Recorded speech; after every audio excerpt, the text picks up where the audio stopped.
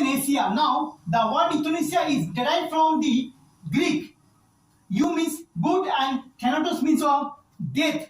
Now, the Netherlands became the first country in the world to legalize euthanasia in the year 2002. Now, euthanasia legalized some countries like Belgium, Canada, Colombia, Luxembourg, New Zealand, Spain, and Australia, and some countries others. Now, after a long battle, Portugal countries passed a law on legalized euthanasia on 12 May 2023 in this year. Now, euthanasia, also known as a death with honor and dignity, is used to help patients who are suffering from the disease that cannot be cured.